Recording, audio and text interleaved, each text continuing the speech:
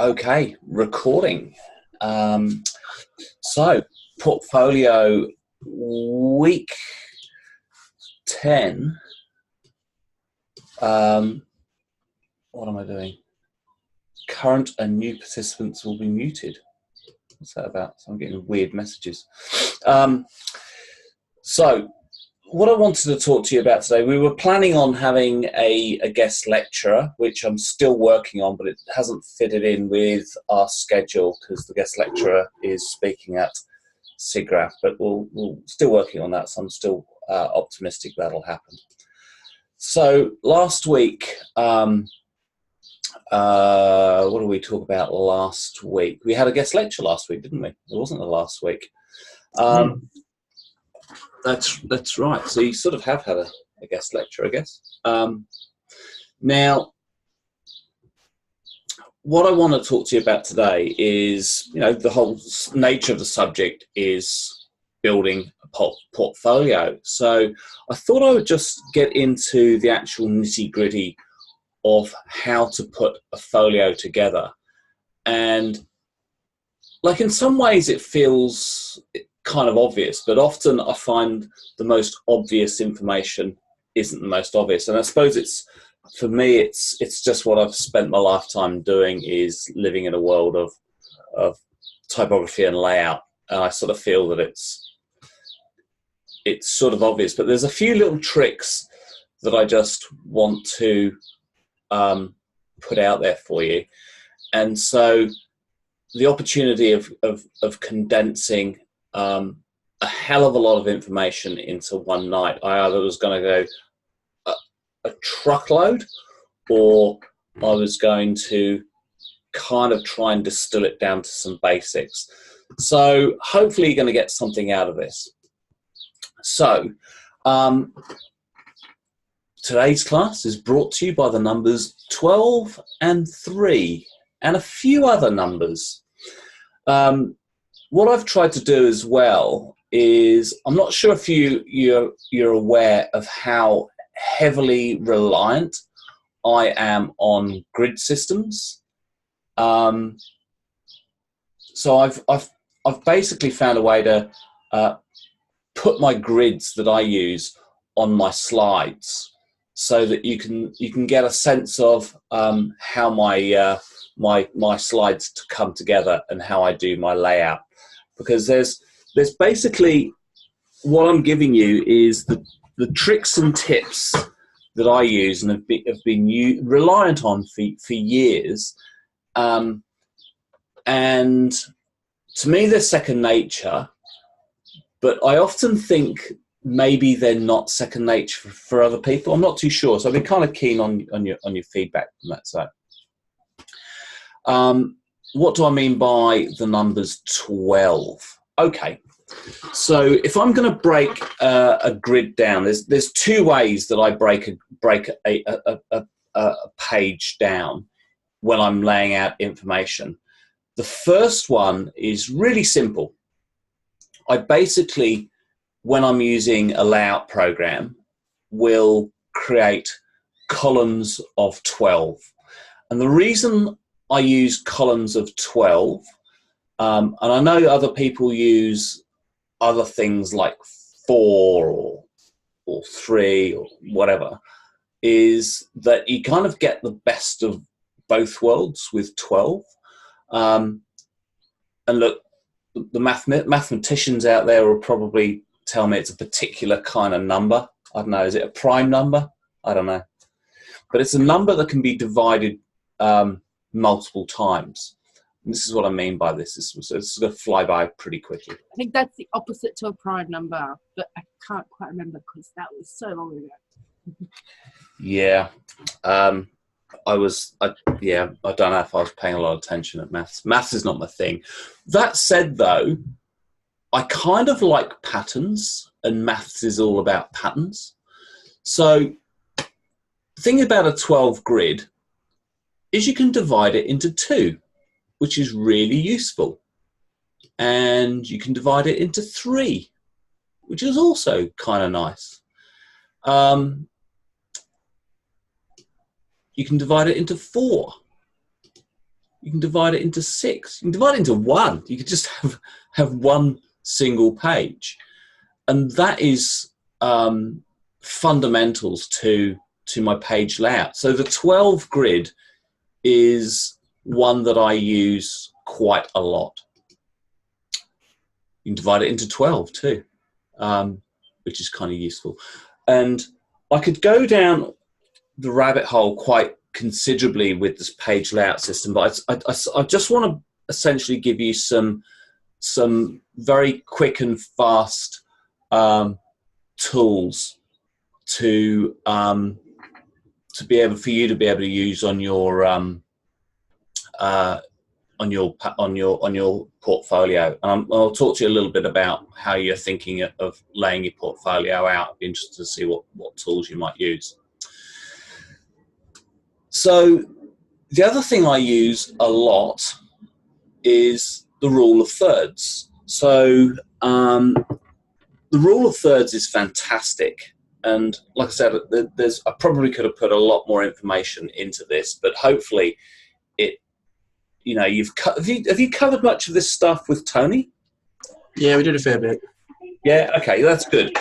That's really good because he's fantastic at this sort of stuff. So it can get quite technical. So like I said, I'm trying to keep it quite simple. So the rule of thirds, again, you can see that it fits into 12 really nicely. But I also divide the horizontal space into thirds. And this means that, one, you've got these 9 cells to work with, which is really nice. But it also gives you these key little focal areas that you can put stuff on. You've got, horizontal flow lines with type. So you can guide people's eye around your page really easily by using these horizontal flow lines. And I'll talk a little bit about reading gravity and how you might use type in a little while. So essentially, when you've got a 12 grid with the rule of thirds running vertically, literally the possibilities are endless.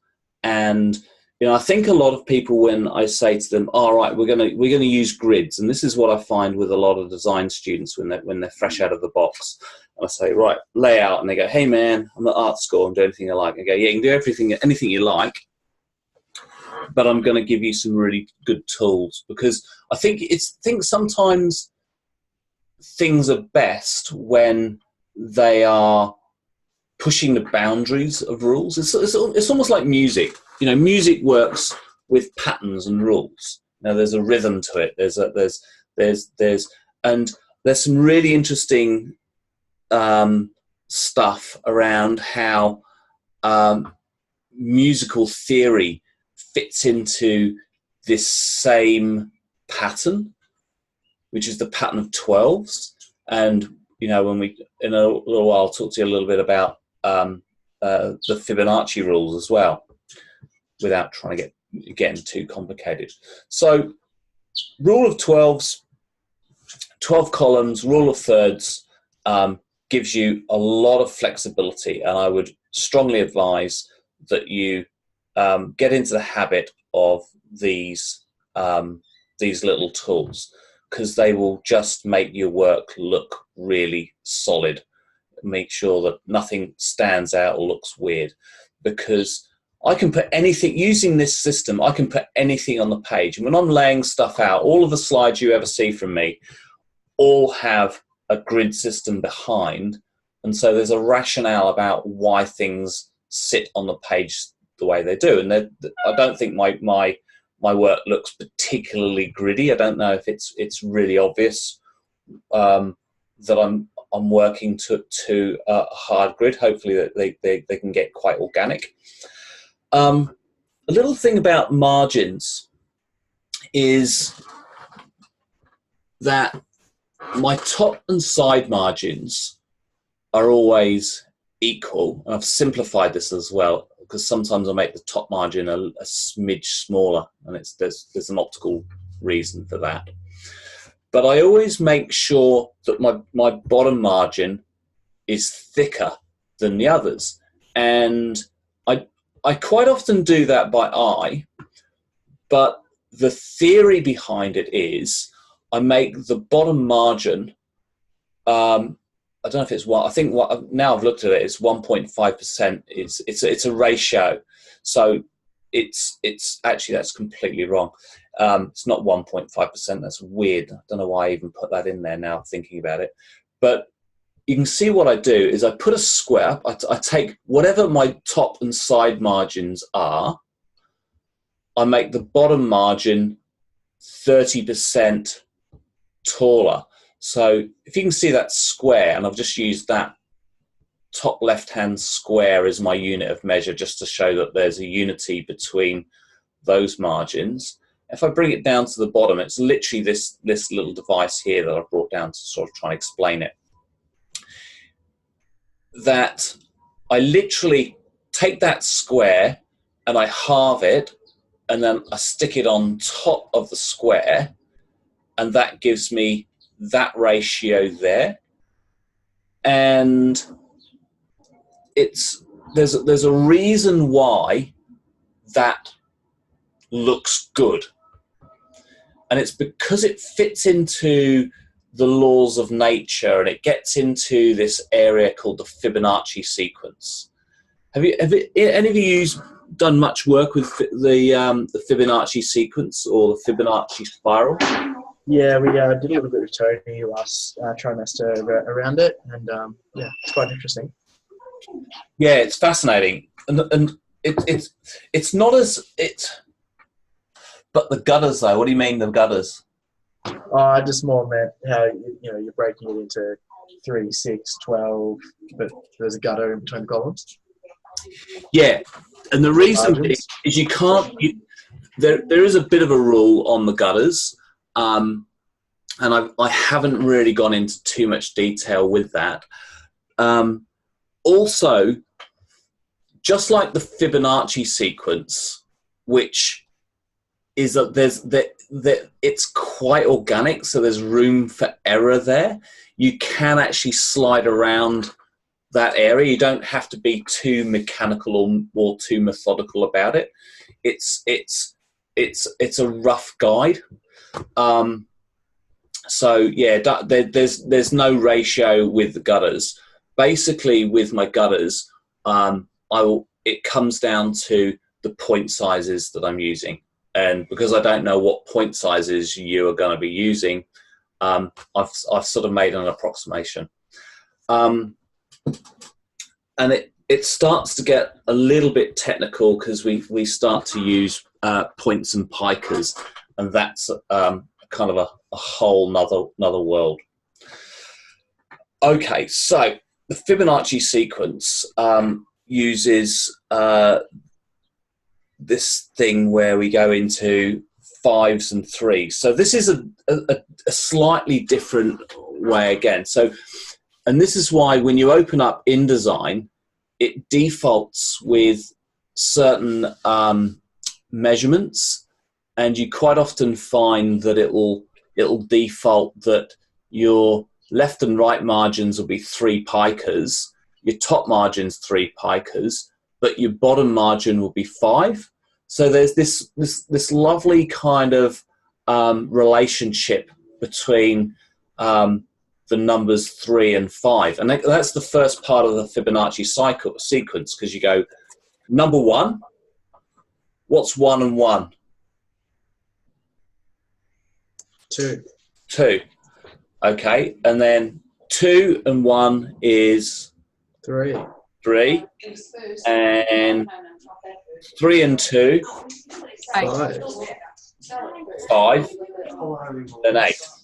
So that's why the Fibonacci, and so that's why sometimes I'll have a 12 grid, and then I'll also have a 5 grid as well, and it's because it just gives me another variation. And when you put the the Fibonacci spiral on top of it. Now, because my page width, I haven't completely worked this out. It will sit within roughly, like I said, don't get too either get really mathematical with it or don't get too mathematical with it. But essentially, that Fibonacci sequence sits with that 3 and 5, because ultimately we're using pi, and then the numbers get really, really messy. So I wouldn't expect you to use that, and it'll make your head explode, and that's a bad thing. So essentially, this ratio here, this golden ratio, is a rough approximation of that golden ratio. This square to the third. So that is why I do it. It saves you having to kind of start getting really messy with this. So essentially, it's that 3 plus 2 is 5. Okay, so that's, and the other thing with the Fibonacci sequence is, if you ever take the time, and I don't know why you would if you're not particularly into it, but when you start looking at some of those medieval manuscripts, particularly things like the Gutenberg Bible, and the Gutenberg Bible was based on much older manuscripts. They used this page layout system, so everything fits in with this with these ratios.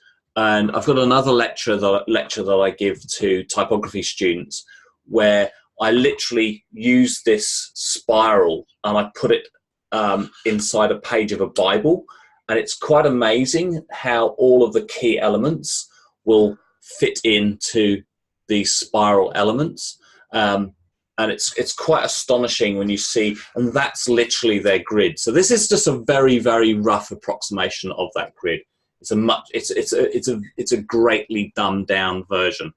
I have a feeling that I watched a whole documentary on this once years ago, about like the scientific, like. What do you remember? I remember it was like the science behind beauty, kind of. That's what they were, like you could actually measure your beauty if you use this.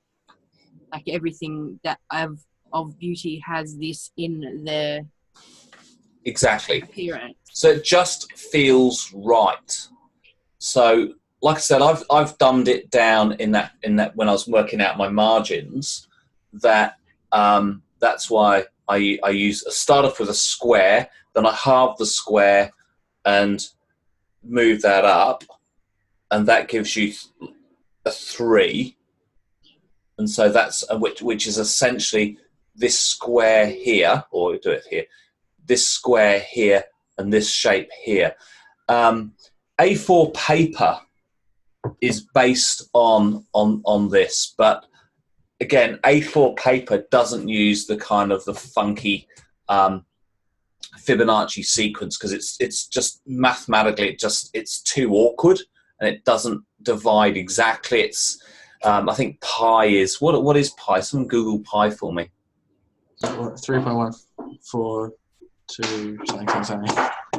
Yeah, it's this crazy recurring number, and it's too hard to use. So that's why I do it this way, and literally base it off a square, and that's why it works. So that's not a bad way to lay out a page. And so if I'm laying down type, so we've got the grid sorted out. So you can either use I would advise you do the 12 grid and the 5 grid, or because you've got 2 systems, and they work really nice. So you can, when you're using a program like a layout program like InDesign, you've got some variation, and so there's these 2 systems that work really nice. But if the second system is a little bit too complicated for you, which is literally just a 5 grid, So you use basically using a 12 grid or a 5 grid, or hopefully both. They will sit together really nice. And using the rule of thirds across vertically, although when I use the 5 grid, I literally just divide it in half and then half again. So that seems to sit really nicely as well. So it's slightly different. I'm waffling. Okay, so for typographic hierarchy, and the reason we have typographic hierarchy is because essentially we're trying to organize information on the page. That's what you're doing when you're laying out your folder, when you're laying out your portfolio and putting down your resume. You are trying to make sense of typographic content that your audience can essentially navigate around really effortlessly and sort of elegantly. That's the whole point. We need to have a typographic hierarchy because we need to be able to guide the eye around the page in a way that makes sense and it isn't messy and the eye isn't sort of, dashing around. So as you can see here, I've got the 12 grid and the rule of thirds. I've started my body copy up there. So you can see how that sits there. And this top grid here sits in within the 3. So that works. But as you can see, I use to help the eye travel around the page. The first thing that I do is use size, because that's the first thing that you do to establish this typographic hierarchy, because it's essentially anything bigger is immediately recognizable by your audience, that something bigger is more important, or you want them to sort of look at that thing first before they get onto the smaller thing. So it's obvious that bigger is more important and smaller is less important.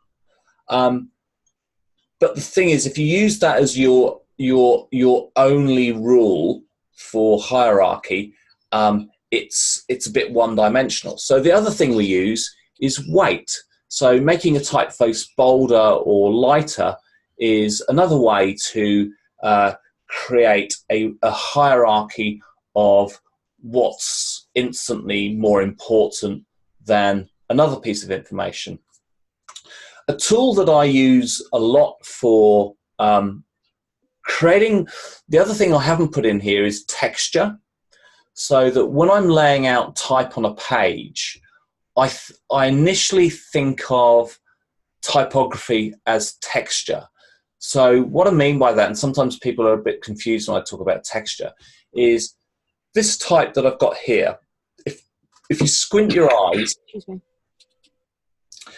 if you squint your eyes, it has a texture to it, doesn't it? And when you've got uppercase and lowercase in a sentence, it's got a different kind of texture to when you're all in capitals. So capitals are quite blocky, so that when you capitalize something like a heading, it changes the hierarchy. It raises itself up in the hierarchy because it steps outside of the texture. It changes the texture of the type. So capitalizing text it's not great for readability, but it's really, really good for headings and subheadings, because it can just step that piece of information away from your body copy.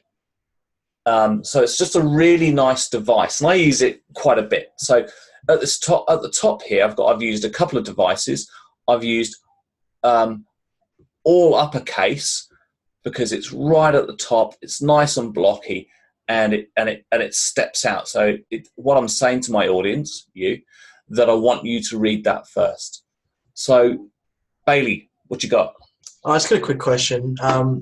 So I'm just looking at your use of it here. Maybe I'm overanalyzing, but just wondering why you made the top paragraph body text almost, it seems to be larger than the actual title itself. Is that a conscious choice? Like, why would you do something like that? What are you saying? This is bigger than that? Yeah. No, it's the same point size. Oh, really? Which was kind of my point. Okay. So that I've tried to create contrasting texture by using two devices. So I've got a contrast in point size, but I don't have a contrast in type size. So it's the same point. It's the same X height. Mm-hmm. And so there's that. So I've got like it's called Ultra is the heading typeface, or the heading style, and the one underneath it is Light. So they're either end of my suite of weights. So I've essentially used what you would know from your design principles and elements as, you know, one of the best things you can use is contrast. So, you know, I was going to go into that principles and elements as well, but like I said, I was still kind of go down the rabbit hole too much. So I've got unity because I've got the same typeface, but I've got contrast in weights. Sarah, you had your hand up. I'm curious about why colour is less bold than the others, like the paragraph. I'm so glad you asked. It's almost like I planted that question. Okay, I kind of guessed that because it Whoa. You just leave it like that. You wouldn't be able to leave it there unless it was purposely. Correct. So another is that way. actually just a grey, like a lighter colour, or is it a different boldness or thickness? No. Okay. So there's two ways to create when we're talking about colour. Now, colour is it's a typographic term, and it's a terrible term, and I kind of would have saved myself a lot of sort of grief over the years if it was called tone instead of colour. It basically means, it comes from the days of print, and I'm sort of assuming that people don't really print very much anymore, that it relates to how much ink is on the page in the days when people printed.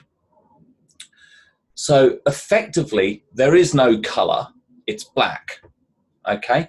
So you could literally put, in a digital sense, have a tint of black to reduce how much ink is on the page. But what I've done here is I've got an ultra fine version of this typeface.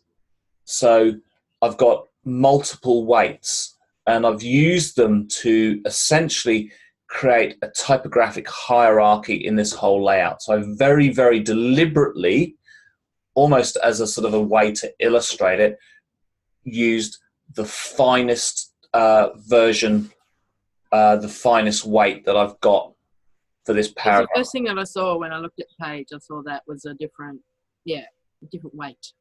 Exactly right. So because when we're putting information on the page, if we use the same typeface and all the same point size, and we use the same weight, we would just essentially get a wall of type. And we'll know that no one reads. You know, people just don't read. So the job of the designer is to essentially make some sense of that for the audience. Otherwise, it's just, if everything has the same level of importance, it's overwhelming, and the eye just doesn't know where to go, and your eye just skids off it. So if you create a typographic hierarchy using, you know, all of these little tools, you will help your audience understand what you're trying to say. That's basically it. And so by changing the color, changing the case, changing the weight, changing the size, and therefore establishing contrast, you're effectively giving your viewer some direction as to how you want them to, their eye to travel around the page, which is, you know, effectively what you're trying to do. So contrast is really good. It's a design principle. So beyond contrasting color, you know, the contrast between type sizes, weights, and styles is absolutely key to creating that typographic hierarchy. The difference of only 1 or 2 point size, 2 points in a type size, just won't give you enough contrast. So it needs to be really apparent to the user. So position and alignment is also another way that you can change the tempo of the type, but you've got to be really careful with that. For the most part, we use what the alignment that we use is left aligned, ragged right, and that's what I've used for all of these pieces of type. And there's a mechanical reason for that, is because when your eye is traveling along a line of type, it's effectively looking for the place to start the new line. And having a nice hard edge down the left-hand side allows your eye to find its place. Now, you can have alignment on both sides, but what that does is it causes some challenges about how the words are spaced. So it means that the spacing between the words gets a little bit irregular, and it effectively causes holes in the type. You start to see sort of flashes of white between the words, and it can be really distracting. And that's why, for the most part, 99% of the time, you're going to have left aligned, ragged right. And it's just the mechanics of reading. And something that I see a lot of people do is they center type, and it's the hallmark of newbies. Anyone sort of starting off in graphic design tends to center stuff. They sort of find the center button and go, woo! You can sort of see almost they get too excited and they center type, and it's a terrible thing. And I'll elaborate on that in a second. So, because and I'm making some assumptions here, but I'm assuming that we have all grown up with looking, you know, with a Western eye, i.e. we read a page from top left to bottom right. Yeah? Yeah. Yeah. So our eye has been conditioned that whenever we pick up a page or look at a web page or look at a newspaper or open a book or pick up a magazine, we instinctively look at the top left. So where I've got the word reading, we'll automatically just go there. And that's just instinct. And there's this thing called reading gravity, which means we start here and we travel right, and our eye basically zigzags down the page. So effectively, And we call this our target area, or sorry, we call this our primary optical area because it's the first place you look. Now your eye will zigzag down the page and it will end up at what's known as the target area, or the Gutenberg corner. And the Gutenberg corner is really interesting, actually, because your eye, through reading gravity, gravitates to that bottom right-hand corner. And there's this really interesting thing that happens, that if I want someone to remember something or remember a piece of information, if I'm laying out an ad, I'll do this almost every single time. Is the thing that I want the person to remember after they've moved on and put the page down, or flip the page, or put the magazine down, or moved on, is I will put something there. That's why I always put logos in the bottom right-hand corner, because it's just a subliminal kind of branding thing. Or I might, if it's an ad, I might put a call to action down there. So what do I want you to do after you've read this? I'll generally put the information down in this corner. This is mostly for print work. Sort of slightly different things happen with web, and different things happen with my presentations, because I'm talking as well, and it's there's an interesting thing that happens, that if I put information in the bottom left-hand corner, you'll most often, it's like a magic trick. It's like this sort of, it's like a conjuring thing where magicians sort of suddenly kind of, pull something out of their sleeve, is they've distracted you by, hand movements and eye movements, and that you don't see things sort of happen. And that's what actually happens with information in the bottom left-hand corner. The other corner that also happens as well is this top right corner as well. Less so, because your reading gravity takes you up there. But quite often, if you put things in the bottom left-hand corner, they vanish. So it's a really interesting little trick that you can do. Quite often, advertisers will put, clauses or conditions might apply or something like that in this corner, because it's like it's a mandatory that they have to put it on the page, but they sort of don't want you to read it, so they'll put it in there. And there's lots of other typographic tricks that you can do to dissuade people from reading. There's things you can do with type to speed people up. You can speed people's eye up, and you can slow people's eye down. And it's without getting into too much detail. It's the mechanics of how we read, because we recognize shapes of words. We don't recognize necessarily shapes of letters and take in each letter and then piece it together as a word in our brain. We've been reading long enough that you've pretty much seen every word, and so that you actually recognize the shape of words,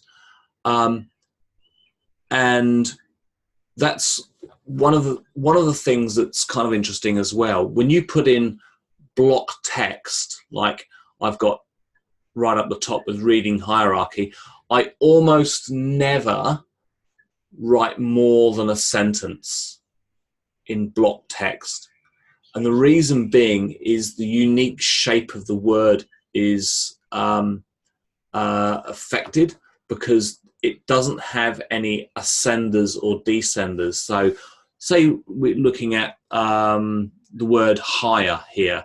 So you've got the descender of the G sticking below the baseline, and you've got the ascender of the H that sticks above the X height, and plus the tittle on the I, yes, it's called a tittle,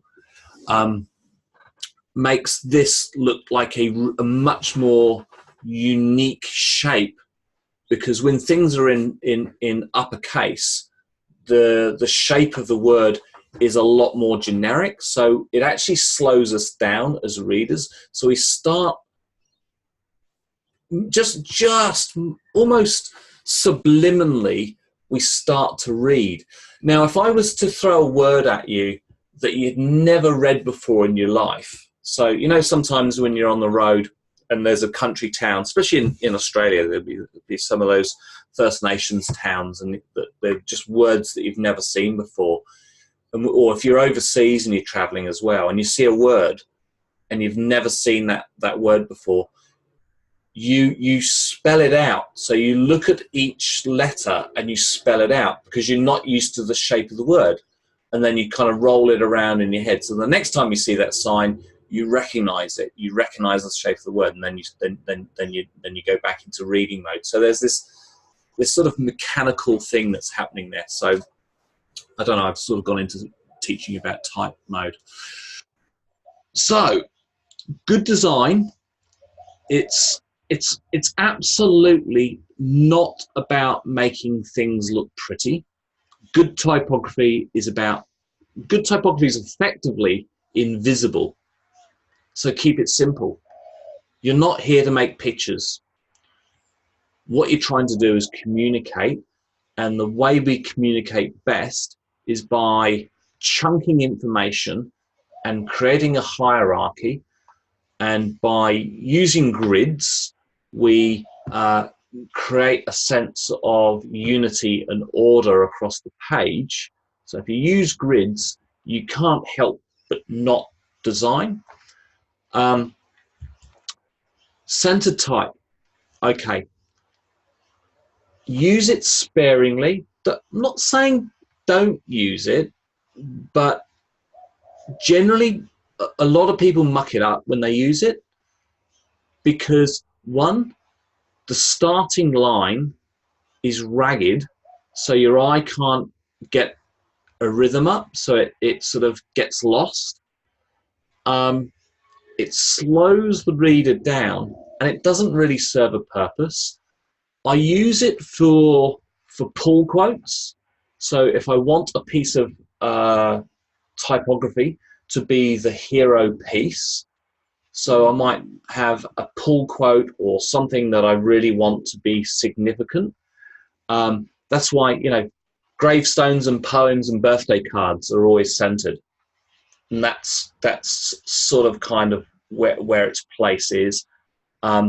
It can be used nicely, but only for a couple of sentences. Be really careful about centered type. And the reason being, I've seen so many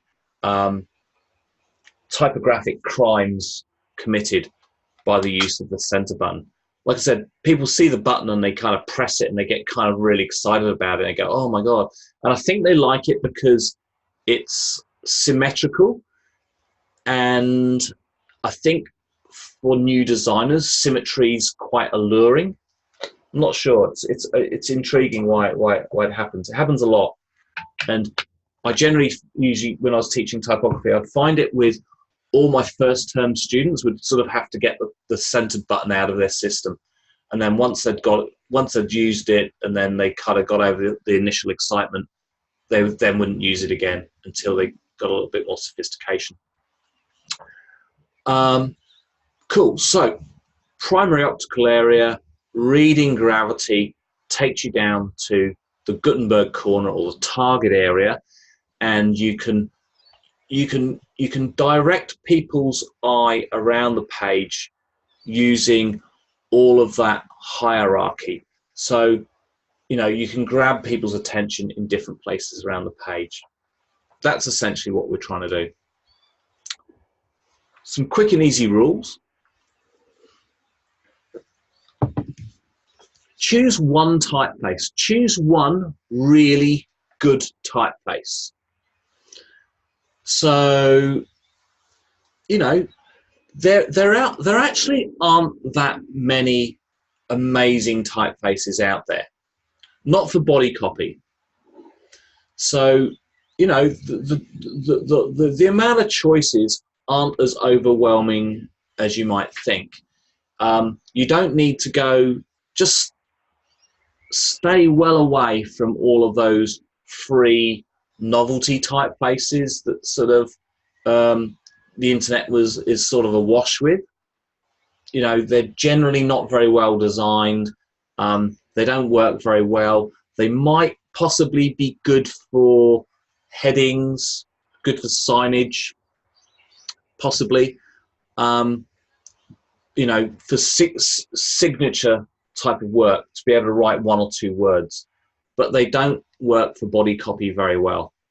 So essentially, just go and find yourself a decent typeface. There's absolutely nothing wrong with Helvetica. There's only one thing wrong with Helvetica, and that's its overuse. But for most people that aren't graphic designers, Helvetica is completely fine. And a lot of your system fonts are usually professional standard fonts, which means they've been considered, they've been worked out really well. There's a lot of things that type designers have done with those typefaces to make them work, i.e. make them readable and legible. There's 2 things we're after there, readability and legibility. So use the classics, they work. Mixing typefaces is really, really, really difficult. And quite often people get it wrong. But if you're going to mix a typeface, the key ingredient is look for contrast. So find a typeface that is so different from the typeface you're using that it works. So, for instance, up here, the past couple of trimesters I've been using Gotham. There's some reasons why I use Gotham. One, it's a fairly contemporary typeface, and it has a lot of warmth and humanity to it. And so it's really, really good for the job that I put it to, which is, you know, education and putting across information. It's got a warmth to it. I could use Helvetica. In trimester 1, I used Helvetica because that was the current corporate typeface, and it was fine. But it's just been overused since 1957 when it was designed, and it has been used so much. It's the most used typeface on the planet. So therefore, you're just a bit too familiar with it, and that's the only reason I don't tend to use it. But it's fine.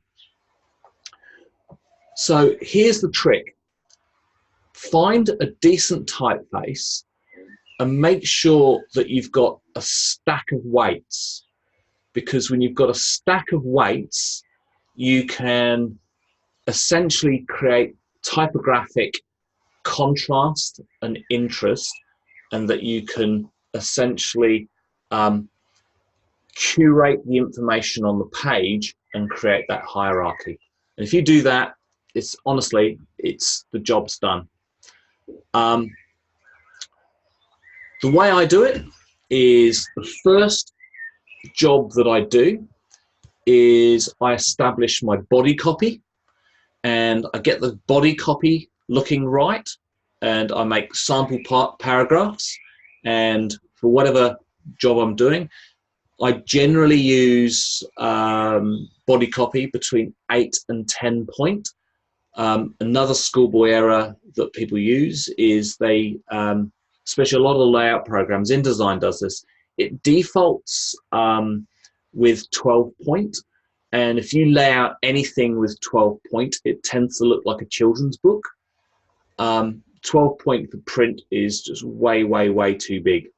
I use bigger point sizes on my screen because generally speaking, I'm just wanting high legibility, and I don't really require you guys to read much, so I don't tend to use type that small. But I've used this here is it's 10 point, and you can see it's looks completely fine. Probably maybe a little bit small for on-screen reading, but it works. So get that right, and the next thing you want to do is create a subheading and a main heading, and then you just work your way out. So you work your way out from the smallest typographic item, which is the body copy, and then work your way up. The other interesting thing that you can do is the ratio between your type sizes. You can actually start to use some of those Fibonacci sequences in there, so that the weight between the body copy and the subheading can have a relationship, a Fibonacci relationship, and then the main heading can sort of fit into that relationship. That's if you really want to go into a lot of detail, and I know people that absolutely go into that kind of detail. And then you just work your way up and just, you know, add a bit of contrast. And you know, the other thing is don't have too much going on. If you use too many contrasting items, there can just be a bit too much going on. It's like this page here. There's way too many things going on here. I've used too many levels of hierarchy, and your eyes just sort of scattered around the place. It just looks like a dog's breakfast.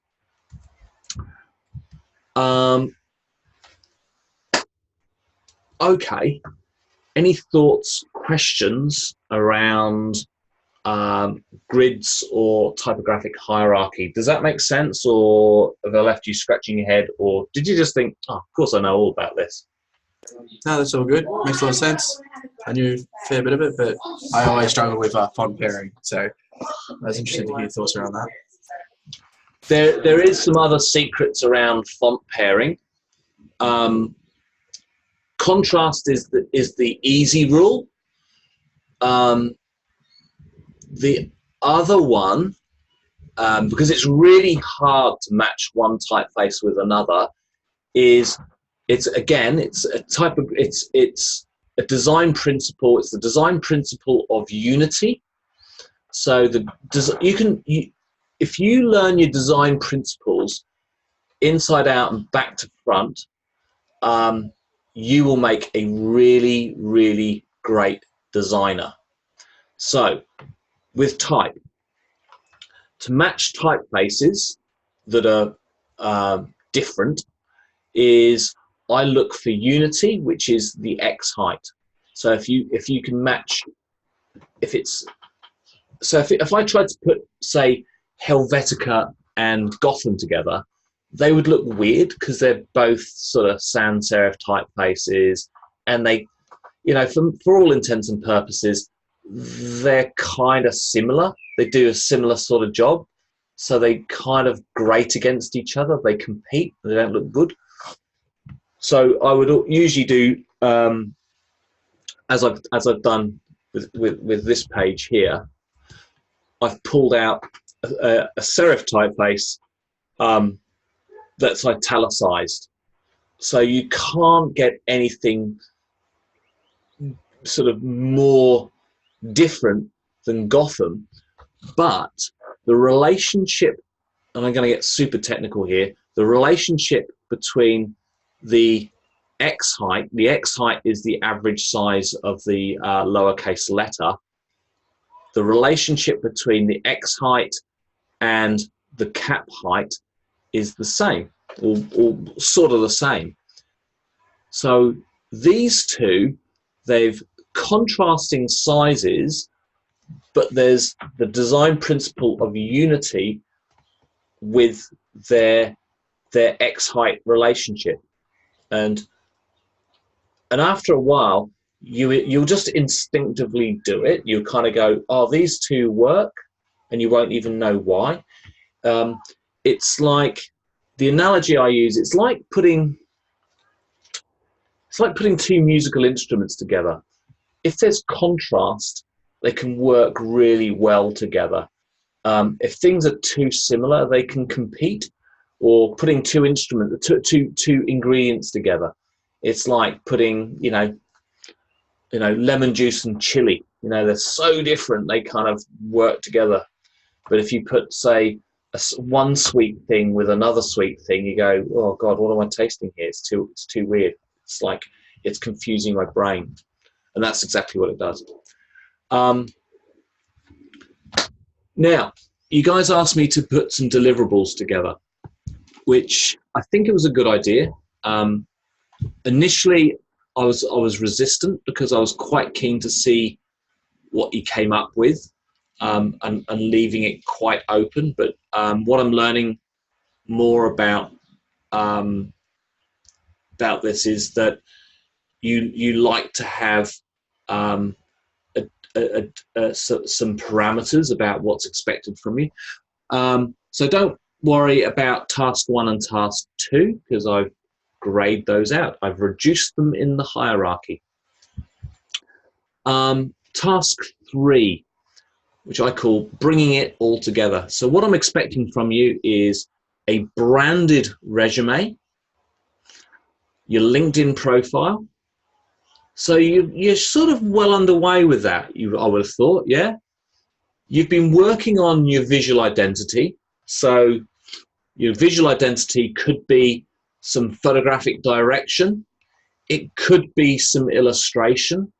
It could be a graphical device. I'm wanting what's new is a folio design. So what I want you to do is, and I'm interested to know what kind of design tools you'd be using for that.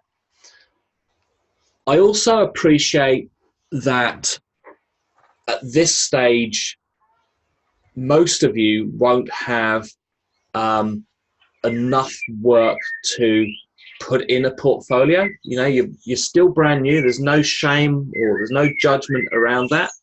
I understand that. That's not the point of this subject.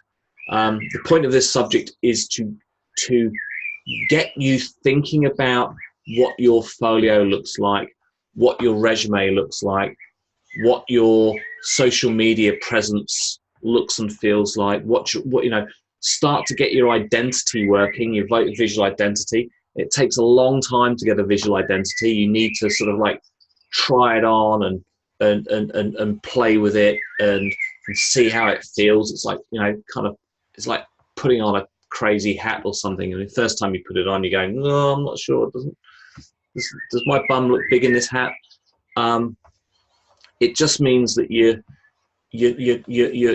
fleshing it out and trying it and making adjustments. So that's why I was really keen to get your visual identity going, whatever that looks like. And like I said, I was really keen to make sure you didn't think it was a logo.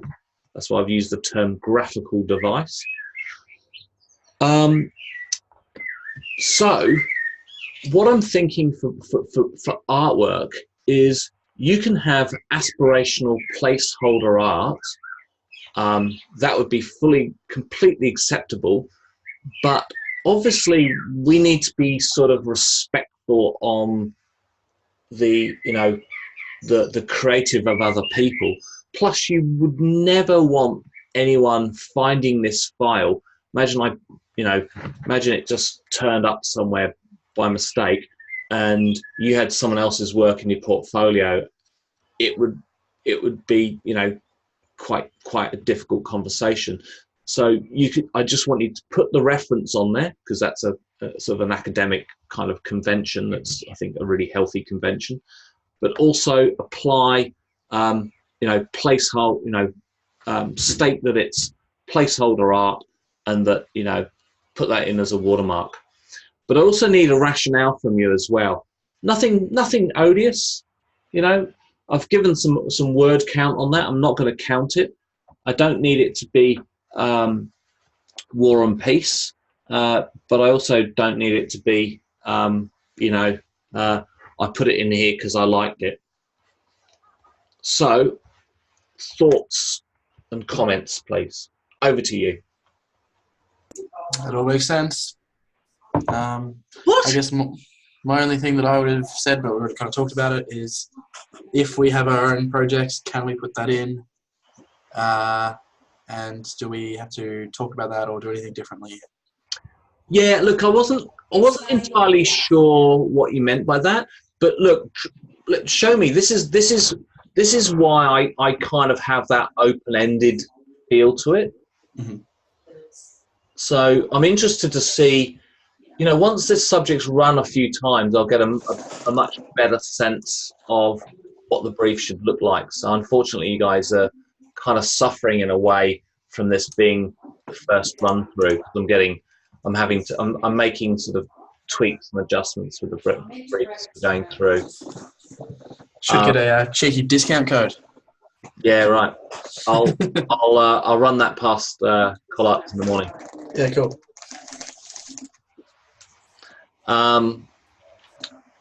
But I think that's kind of everything. I think it's good now. I've come around. I've warmed to the idea of having deliverables, and I think I'm going to do that for every subject. I think in some ways I like the open-endedness of a brief, but I also understand that for some learners, especially in the early stages, that's difficult and it's confusing because so I get it. Tell me, I'm interested to know, because this is a brand new lecture, and I literally thought, what am I going to do today? Because I knew that I didn't have the guest lecturer here, so that was what was slated, and I knew we hadn't done a lot about layout, and I was sort of curious, and I was resisting the urge to go into a hell of a lot more detail. So I've tried to keep it sort of surface level, and I had to keep reminding myself that you are not communication design students, but I think there's enough there for you to work. I've just given you a few little of my standard tricks and tips around layout. Was it obvious or was it useful? What are your thoughts? Basically a refresher, I guess, from the other design courses that I've done. Cool. And watching bunches of another school I went to basically just taught with Linda videos. So I did watch many videos on typography and layout and stuff. So we'll never have to look at centered type ever again. Well, there was in a Linda video somewhere it was I don't know, it was probably about 4 years ago that it was on. Might have been used specifically, I can't quite remember. But I remember it was that guy that works for Adobe and Linda, the Paul Trunny guy. He mentioned that it's better for responsive web design. And it kind of stuck with me. So. I will make sure that I don't use centered unless it's absolutely... What kind of response did you want from it? For it to move on from different screen sizes. Oh, I thought you wanted the response for them to just throw their phone across the room. No. It's really, really hard to read, and it's just there was a fashion about, I would say, 6 years ago where everyone was using centered type, and the interesting thing about it is people got really good at using it, but it's a really, really hard formatting to use for it to work well. And it was kind of interesting because when I first saw it, I was kind of like going, oh my God, what's going on here? And I kind of came around to the idea that there is a place for it outside of a birthday card and a gravestone. I've used it for putting, small paragraphs around, and so the empty space, negative space kind of forms a shape using when you can, if you've got the tools of doing that. But you can do interesting stuff with it. For instance, there is a form of typography that's quite creative, and it's generally within magazine and editorial design. So there is a place for it, but it's tricky. Hey Simon, just wondering, do we still have to do the SWOT analysis? Do you have for to task 3. a SWOT analysis for your brand? I did mention it at one point, didn't I? Yeah, you mentioned it last week. I just got it written down to do. Not sure if that's still part of the assessment, deliverables wise. Well, I think what I kind of where I got into it was an audit and evaluation of your current brand and identity. So I think that's what I was riffing off there, and I think we've sort of moved on from that. Okay. But Yeah, that would be probably a good thing to have in task 1.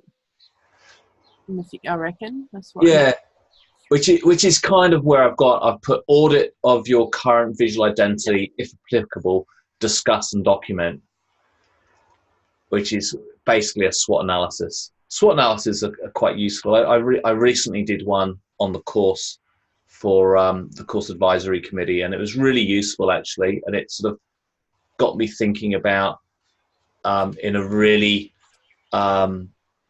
targeted way, and yeah, it's useful. Okay. So I'm just curious, what happened with the guest lecturer?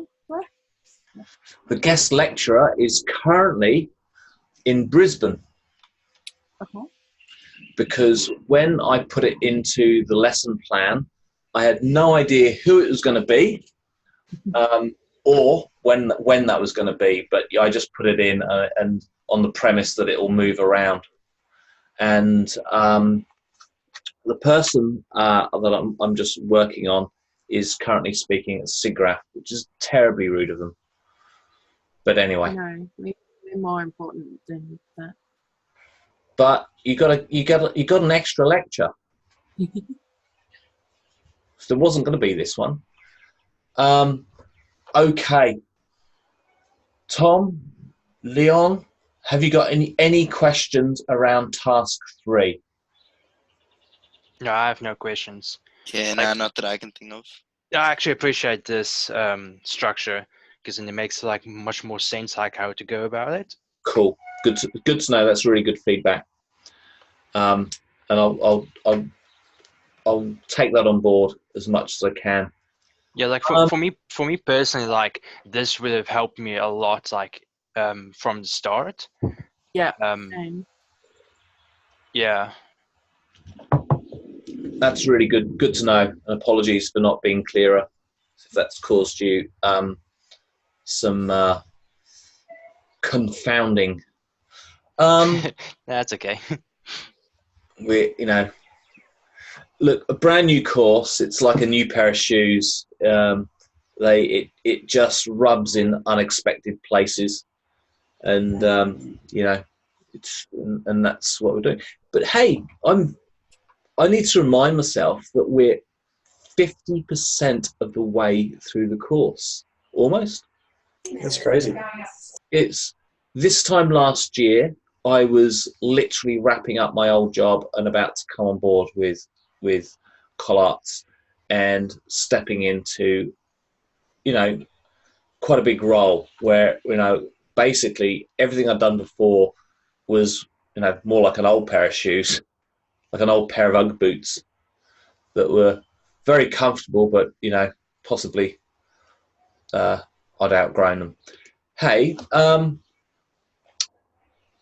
so we need to think about, I've spoken to a couple of people about subject choices for stage 4 and what your plan of action is.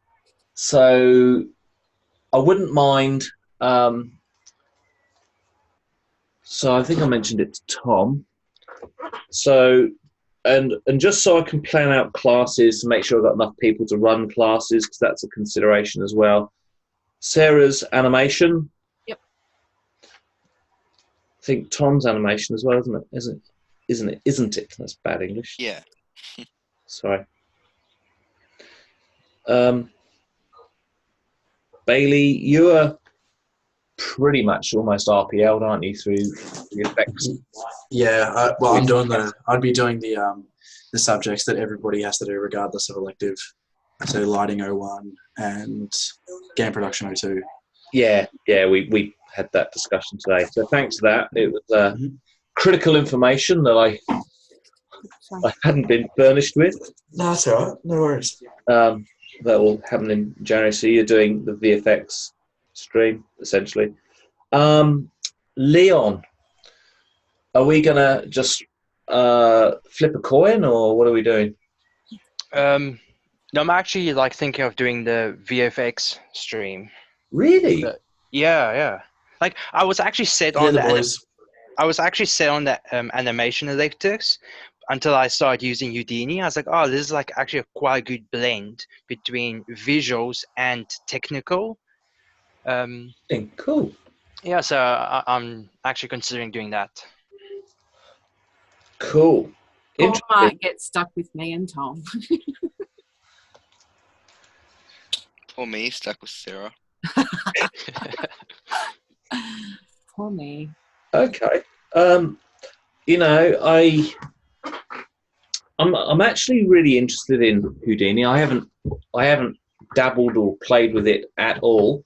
You know, I was, you know, barely kind of even aware of what it could do back in January.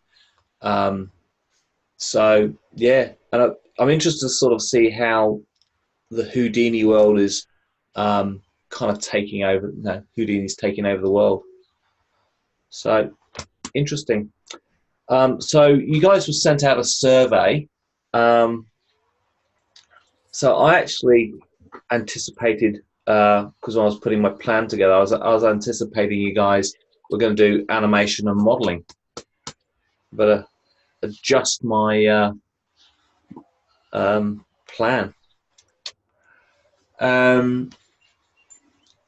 So I've got the breakdown of what subjects you've got to do. So I'll send that through to you, just as what I would call the progression. Progression is just an academic term for where you currently are and where you're headed, so that you know what subjects you're going to get.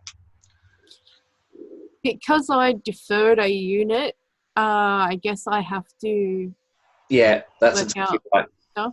Yeah, that's exactly right. So that's your progression. Yeah. And yeah, and Bailey's is a bit scattered as well because he's got some RPLs and bits and pieces. So we've had a conversation around that. But Tom and Leon, provided that you pass this subject, of course, is fairly standard. That's exciting. What else do I have to say? I don't know. You know, in terms of layout, I think the thing to do is to use the grids, but also not be constrained by them. So you can sort of see that I use them as literally as a guide, but then I use sort of eye and judgment, and there's a lot of inaccuracies with my stuff too. So I sort of like bleed past things. So, for instance, a good at you know this word questions, right? That is roughly kind of in that third area, okay? But it sort of bleeds past, and you know there's a bit of looseness to that. So you can use some judgment. You know, things aren't as mechanical as they might seem. But if you start off with a grid, you'll be headed in the right direction, and you'll be, you know, sort of, you know, well on your way to being a good graphic designer. And let's face it, graphic communication is absolutely part of what we do. You know, you need to communicate, so you need to be able to, you know, having some graphic design chops is not a bad thing for you to have. So, you know, putting your folio together is where that's going to come together. What are you likely to be using for a layout tool? So, Sarah, you've got InDesign, haven't you? Yeah. Are you talking specifically for print or like PDFs or? Yeah. What's your layout tool? I use grids. Yeah, but what's your layout tool? Oh, I've been using InDesign. Yeah. Yep. Cool. Yeah. I thought you were going to ask what we were going to do our portfolio in. No. Yeah, well, that's what I mean. What are you doing in your portfolio? You know. Well, I'll be doing that in either Muse or WordPress. I'm pretty sure I'm going to work towards WordPress. What are you doing your branded resume in? Pretty sure I'm going to use WordPress. Like I'm starting to work on it, and I'm also playing around with Muse a little bit too. Okay. The Muse backend, like I said the other day, Muse is not very good for SEO, which I've just okay. So, don't like for instance, somebody sent me. I get sent resumes. I get probably sort of a resume every couple of weeks, and that's great. And I generally get a WordPress site, which is usually pretty basic, and that's fine. It's completely fine. I will often get a branded resume as a PDF. I'll definitely get a LinkedIn profile.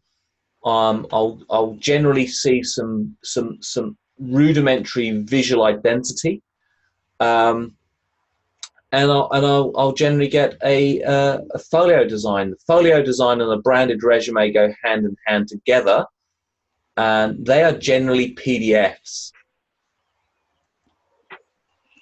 The folio. Yeah. That's interesting. I totally would agree about the resume. Folio, I would think is a interactive design. I could definitely see if you were doing static work, then a PDF folio would work. But I think I get a bit of both, actually. Yeah. In fact, I had one last week that was a web page. And it was, and I did say that it was I get a bit of WordPress stuff, and WordPress is pretty simple. I still prefer Muse though. It's like making a website with Photoshop or Illustrator / InDesign. Yeah, but a lot of the other page builders are like that too now. No, not so much. He's really, really flexible with Muse. It's just harder to make it when you're not using a template and stuff. It's harder to make it responsive and stuff like that. There's nothing wrong with templates. I mean, you guys are not necessarily hardcore web designers, or Bailey might be, but you for the most part, you guys are not meant to have high-end web skills. So, WordPress is fine. Yeah, if I'd kept up with my code stuff, I'd be using Dreamweaver, but I'm not gonna be revising a program to do something that I can do much tomorrow. But I got a resume. So I got a job application last Thursday or Friday, and they had put, and this is a 2D animator, and they put that together in WordPress. And it used a template, and they'd customized it, and they weren't in any way, shape, or form telling me that they were a web designer, and it looked fine. Well, I used Muse for my last portfolio because that was part of our course, was to use Muse. That was our web building platform we used. So, all right. Well, whatever. I do like using it, but yeah, the back it's search engines aren't a big fan. One site that I made for the glass bottom boat people on the east coast of Tassie, he gets, I don't know, in tourist season he gets hundreds. Yeah, well, as long as you can design in it and it looks fine, then great. I'm not bothered. As long as I can make it look good in Muse, but it's not gonna get found on the web as much as a WordPress will because the SEO is much better. Yeah, I'm not so bothered. I know, but I want my site to be found. Do you know? I reckon most of the stuff I get sent is. I doubt there's much SEO stuff in there. I reckon most of it people just have it so that they've got something which is quite nimble to throw around. Yeah, exactly. Like the SEO stuff. I mean, for the type of thing you're going to use this website for, unless, again, as we've kind of previously talked about in the subject, unless you're establishing yourself, establishing your brand as a business in itself, then you'd be going for SEO because you're trying to win customers through Google.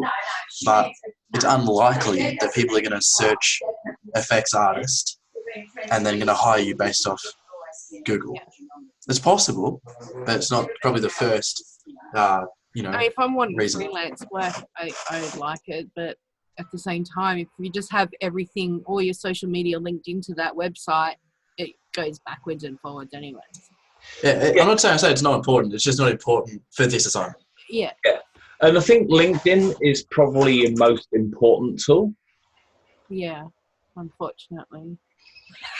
Yeah, I hit the 400 connection mark. Getting excited.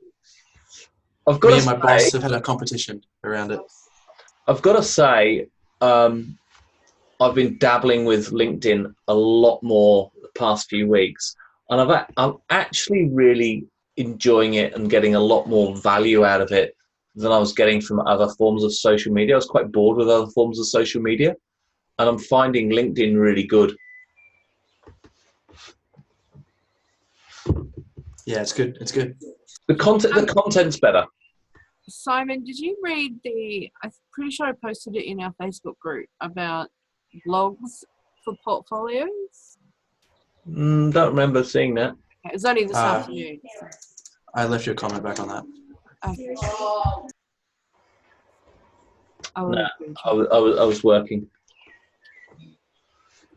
So, all right. If I have answered all your questions, we've covered everything off. What are we talking about next week? Don't know. Can I make a suggestion? You can. You can always make a suggestion. I think maybe this isn't applicable for this final assignment, but it's similar to what I was talking about to you the other day about maybe planning what you'd like your reel to be like at the end of the course. As in, like, what type of jobs do you want to aim for? I mean, it's a bit broad for this, but even just to get people thinking about it and talking about it, because in the elective streams next year, you guys are going to be doing projects that are very much more open-ended than maybe this year, and it's good to have some sort of idea pool to be like, oh yeah, this task I could do this, shot that I want to put in my end of year reel. And in a way, with the folio design and using aspirational placeholder stuff, kind of in some ways gets you thinking. You can't just put stuff in there because you like the look of it. There's got to be some strategy behind why you're putting in certain kinds of work. So, yeah. I'd just be curious to know your thoughts about it, because there's lots of different thoughts around, how do you structure a reel? Should you keep it really short? People have different reels for different types of jobs. Like, anyway, I know it's a really broad kind of overall thing, but I think it's an important thing to talk about. Sure. All right. There's more portfolio next year, isn't there? There's more. Yeah, there is. I totally had forgotten that there's more game production next year too, which is awesome. Yeah, I need a refresh for next year. Yeah, how to structure a reel. Yeah. I don't necessarily want a reel. I want a demo version of my game by the end of the course. But you really have to give them a reel, because it would just simply be a capture of your game. Yeah, I mean, I would still have a reel, but that's my main goal, is to have the demo version of my game, and then I can get. Yeah. I can get videos of the animations that I've done for the game. I mean, I don't want to just work on that. I'm quite, want to do other stuff, but Yeah, I get it. You sort of because I need it for funding. That's what I need to get. But even just being strategic about, what you'd put in a promo green light video or something, just thinking about being strategic with that is worth talking about. Yeah. God, I remember I need to go to sleep. my I was just thinking about my show reel when I came out of uni. Can we have a look? Wish I still had it. Have you got any kind of demo reel, show reel? The weird thing is, no, I don't. No, because once I started working, I had a portfolio or a reel and a portfolio, a physical portfolio. Yeah. When I came out of uni, and they were all on pneumatic tapes, literally pneumatic tapes, which are big chunky broadcast industrial magnetic tapes. And mine was I had 12 short films, and they were pretty broad, pretty experimental. And literally, my rationale was, when I was at uni, I just wanted to have as diverse a spread of work as I could possibly do. And that was my rationale. And I wouldn't say it was a very good strategy. And I knew that at the time. But I was just enjoying animating. So I just animated in lots and lots of different styles, and I had lots of these short little films. Whereas other people would make one or two specific films, and they spent a lot more time putting in a bit more polish. And then when I came out and got my first job, and then I was just away, and I was just literally just animating, in a very industrial kind of way. So, and you literally just went from one studio to the next. I did that for years and years and years, literally just going from one place to the next. And all you ever grabbed was, because there's a lot of confidentiality when you're working in studios. And so periodically you were able to grab some pencil tests, some line tests. So for years, all I had was that. And there were things like, just different scenes and different things I'd worked on. And then at some point, I don't know, once I fell into education, I haven't really needed a show reel or a portfolio. I asked Mark one day how come he hasn't got, like the Hobbits and stuff, or Avatar on his, and he's like, I don't need to update it. I'm like, that'd be nice. That's the weird thing is that people don't. As you get, once you're established, you literally don't have to do that, and it's a shame.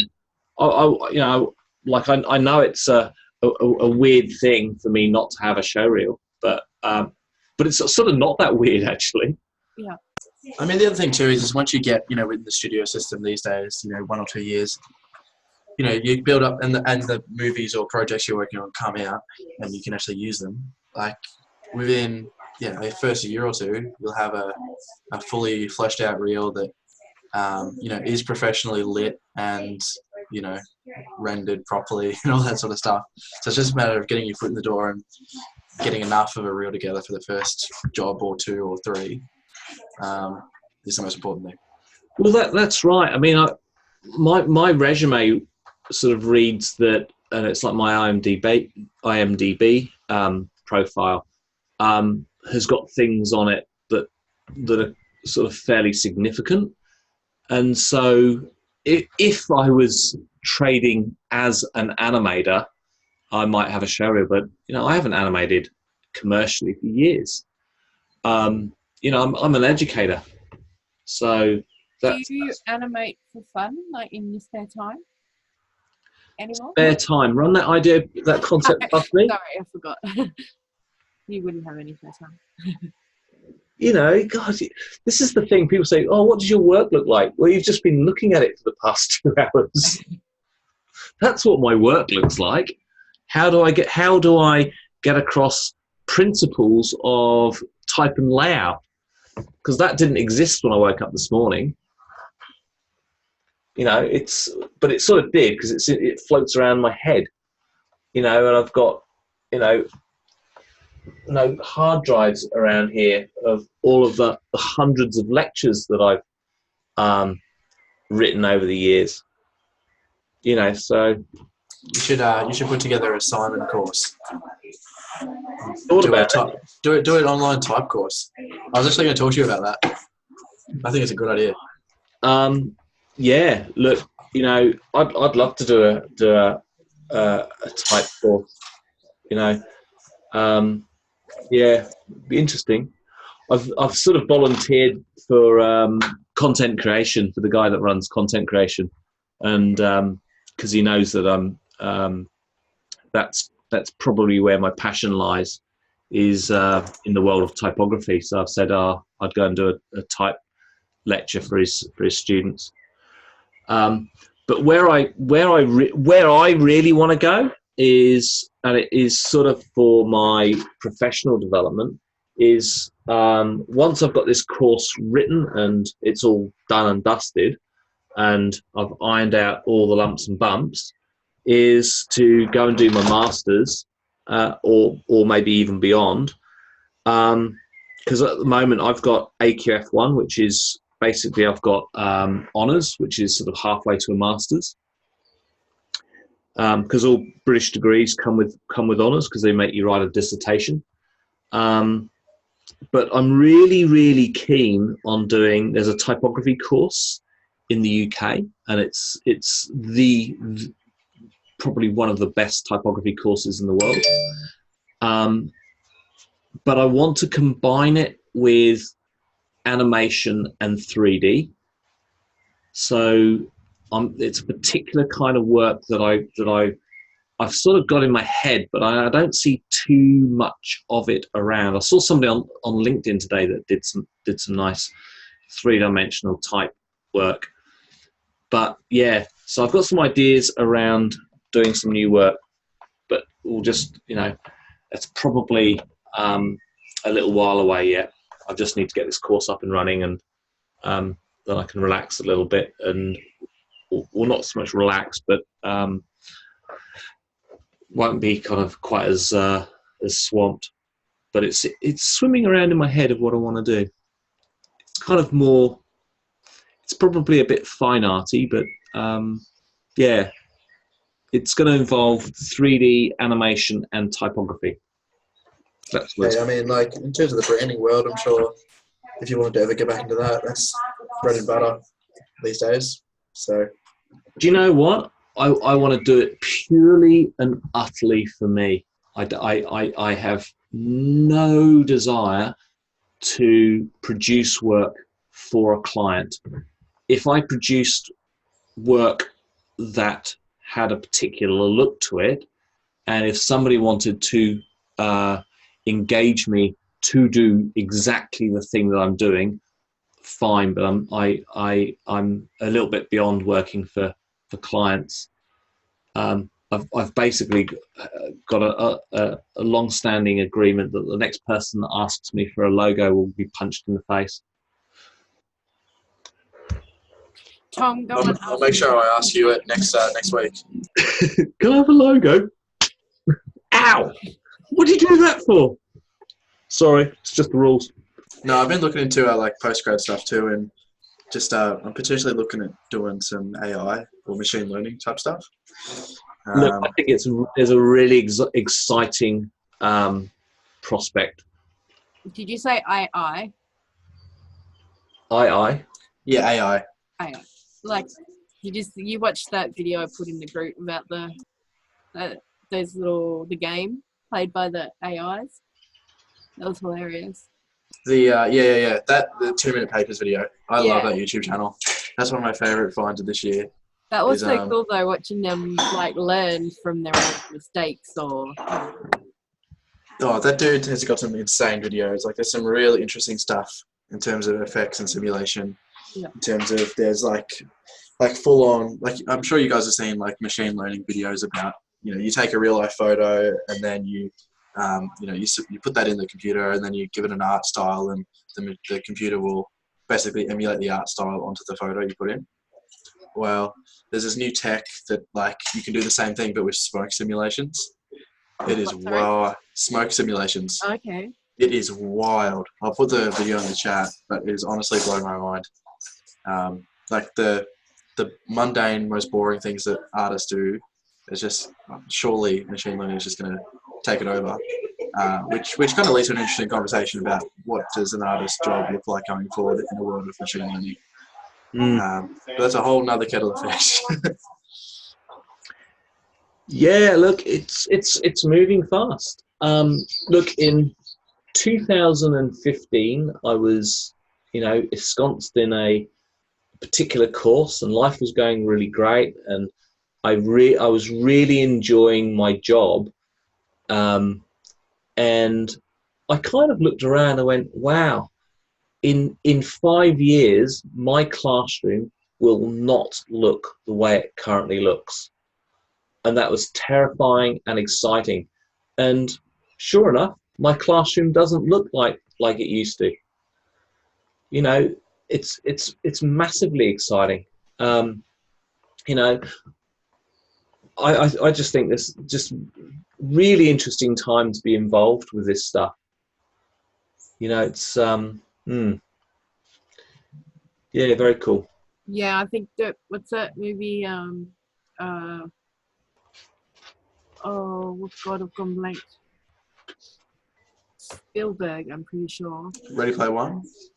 Yeah, I feel like that's only like, I don't know, 20 years away. Maybe not even 10, probably, to be honest. True. I mean, it's kind of already happening with other or like online games. It's just not that they're not centralized like that one.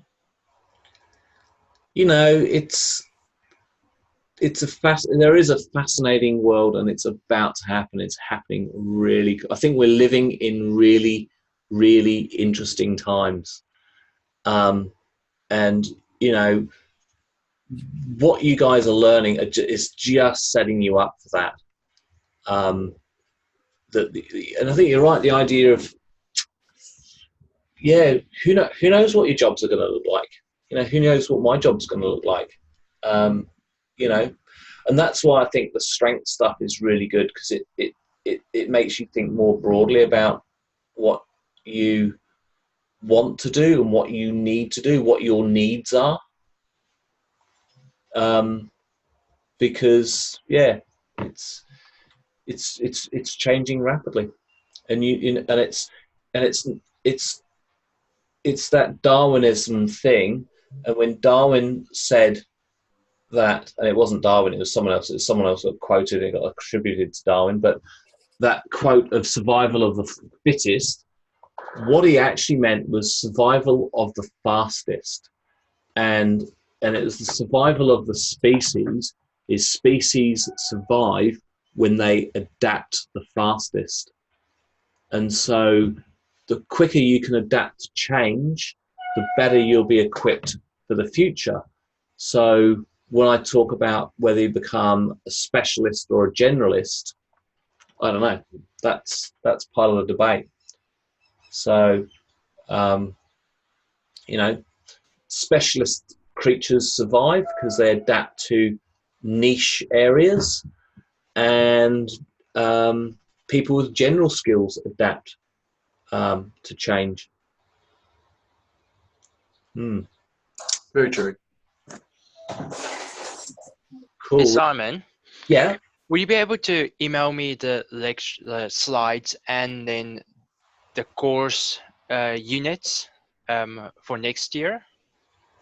Yes, I can. I would highly appreciate that. So you want the slides for tonight? Yeah. Yep. Leon, slides. And the course units. Yeah, like the you said you had the outline for next year's units, like what it entails. They're pretty. They're not very what I'd call student facing at the moment. It's on the Like- website. No, like not the one that's already on the website. Because I have that, but do you have ones where it actually like outlines like the weekly topics? Look at the CD Spectrum stuff. Yeah, CD Spectrum will have that. In terms of the pull-up stuff, we're still putting that together. Okay. Yeah, because I had to look at it. When you're eating Christmas pudding and, you know, kicking back the speech, I'll be writing unit outlines. Do you want any help? Because I don't do Christmas. Yeah, right. Yeah, Christmas sucks. I'm a Grinch. It's an environmental disaster. It's why the planet's broken. Disgusting. It's just bad. It's just wrong. Well, didn't the Santa, the red and white Santa, wasn't that like from? Didn't Coke invent that? Yeah, they stole Christmas Yeah. and branded it. Did they take the red and white, or did they create the Santa outfit? What was? Because I heard that I was talking to someone today, and they said that Coke actually invented the red and white Santa outfit. They applied their branding to Santa Claus. Yeah. Yeah, and you know things like Just Christmas. thumbs up Christmas altogether, really. Yeah, that's an interesting. I used to do that as part of my advertising when I used to teach advertising and branding. I used to talk about that. All right, okay. Yeah, in terms of polished student-facing unit outlines, I don't have those yet. But again, you know, when you wonder what the earth I do, you know, on Thursdays and Fridays, instead of getting your work marked, that's the sort of stuff that gets thrown at me. Okay. At some point, someone will say, you've got to write your unit outlines. And they go, oh. And they take forever to write too. And just to come back to the third assignment. Yeah. How should I go about doing like the presentation part of it? Yeah. Not sure. Do you know what? I think it's too hard for you while you're away. The reason I like people to present is because you learn from each other's work, and I don't like work just sort of being sort of plonked in you know, on canvas, and for your cohort not to see what you're doing and what you're up to. And so really and truly just know that if you get it to me, I'll present it in class on the last day. Bailey. Okay. So do we have to do a presentation as part of the last assignment? Or is it just literally presenting what we've done? Just show me what you've done. I think just bring it all together. Show us what you've done. You know, almost like a casual client presentation. I'm not assessing you on it, so I just think it's really useful so that you're not working in a silo, so that you get to see other people's work and they get to see yours. Yeah, cool. And I'm also mindful that for parity, and I'm really big on parity, that I'm not saying, oh, Leon gets favoritism because he's going away and he doesn't have to present, because he still has to. He has to give me his work, and we will look through his presentation. So he's not getting away with anything. You know, if anything, it's probably harder because he's not going to be able to explain it. He's going to go, oh my God, they all look at my work and I'm not even there. That'd be terrifying. You know, yeah, I'm not big on this idea that people submit and they don't get to stand next to their work and for people to see it, because it kind of brings in this sort of oh well, it's a bit crap, but no one will see it. I think, you know, I remember it definitely from uni, when we completed a piece of work, we would show our work to our cohort, and we would have rigorous debates about it. And some days those presentations would go all day, and you would learn so much. And there was also this thing that if you didn't put in, you had to stand next to your steaming turd. And that was a major piece of motivation. So I think you learn from it. I was actually kind of thinking that during this this unit, we would have had sort of more sessions, feedback sessions, sort of to brainstorm a bit with each other. That's kind of what I would have thought would have maybe been in there. We did that in task 1. Do you mean the actual presentation? Yeah. Yeah, I mean, like, even building up to that, and like a midway through, not for assessing, just so we can purely see where we're at and get other people's opinions. I mean, yeah, I'd love to see what people did for assignment 2. Well, you know, social media, it's pretty easy to share. I mean, why haven't you shared your stuff to other people? Oh, I was spamming it on the last chat. On the last week, this time last week. On the guest lecture. Yeah. So, yeah, I mean... I just haven't seen anything from anybody, really, apart from a few... It's social media. It's out there in the world. I mean, it's there for people to look at.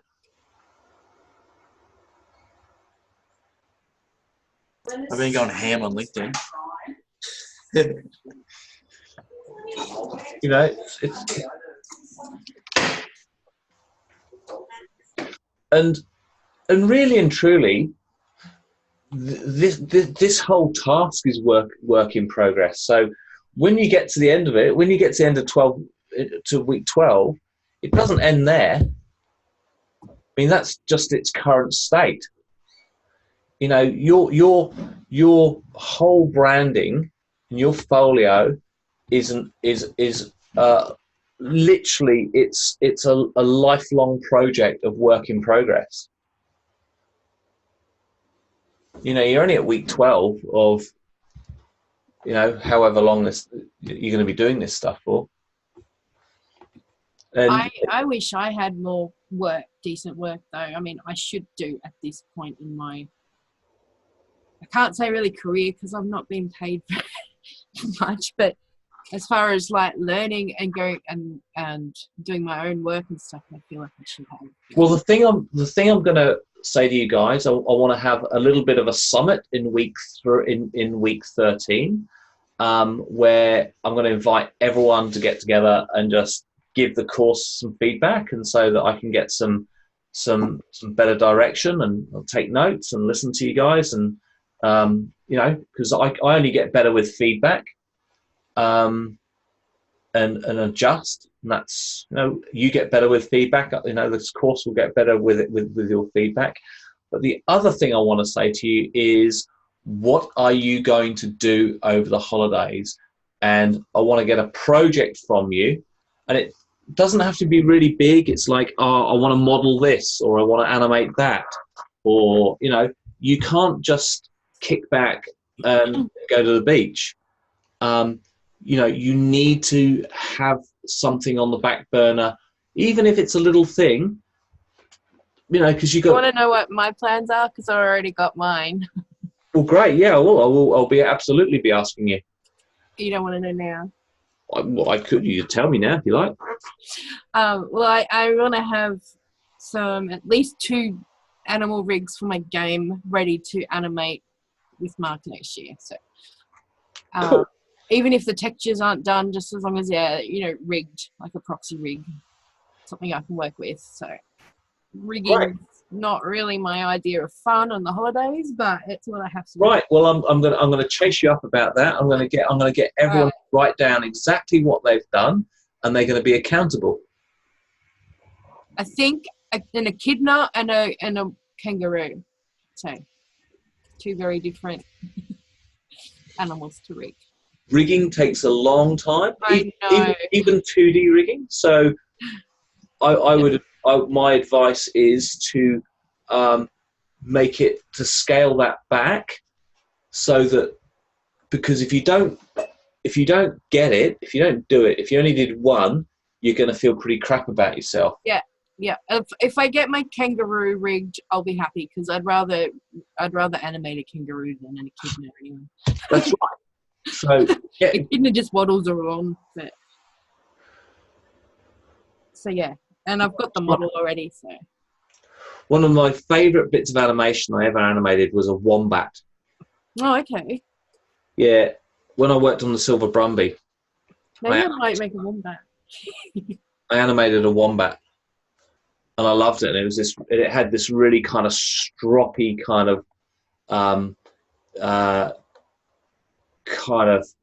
four-legged walk. It was just really heavy and stroppy, and he just kind of led with his shoulders and elbows. And he was this stroppy little bugger. I want a wombat. And so I'm going to get you all to think about something you're going to do that takes you towards your goal. Because there's quite a lot of summer holiday for you. Nearly 2 months. Yeah, just 2 months. Yeah, sounds good. So, Simon, are we going to have this in week 13? Yeah, when are you back? Back week 13? I'm landing Friday, week 13. So we can do it Friday night. No, you're going to be shattered. No, I will be fine. I'll sleep on the plane. Friday night. Africa's not that far. Yeah, it's like catching a train. I think we're going to have to do it. Just contact me when you're back. When you're back and rested, we'll catch up with you, and we'll give you the feedback from your task 3, and we'll have a conversation about what holiday project you're going to do, and you can give me some feedback on the course. Okay, sounds good. Because you're going away, it's not realistic. You know, it's a big trip to South Africa, and you know it's actually probably, yes, it's important that you get your work done and you meet all of those criteria. But I actually think it's a pretty it's a rare thing to be able to have the sort of the time and the money together to go away and do a trip like that. So I actually think it's pretty important that you get the most out of that trip, and then we'll catch you up. So there's no, there's parity. There's no favoritism or any of that can ever be leveled at us. Even though you are my favorite.